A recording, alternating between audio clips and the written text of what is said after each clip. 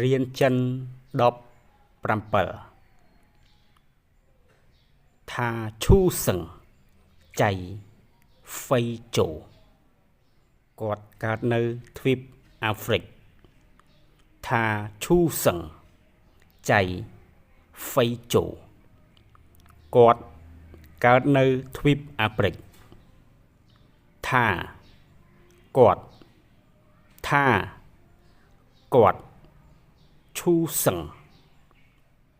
កើតឈូសឹងកើតចៃនៅ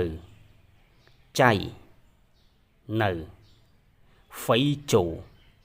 ទ្វីបអាហ្វ្រិកហ្វៃជូអាហ្វ្រិកថាឈូសឹងចៃ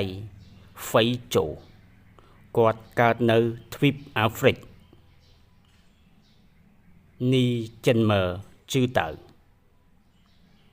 អ្នកដឹងដោយរបៀបណានីចិនមើជឺតើ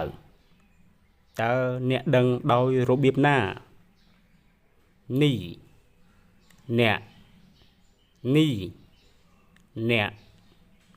ចិនមើរបៀបជឺតើដឹងនីចិនមើជឺតើអ្នកដឹងដោយរបៀបណានីចិនមើជឺតើអ្នកដឹងដោយរបៀបណា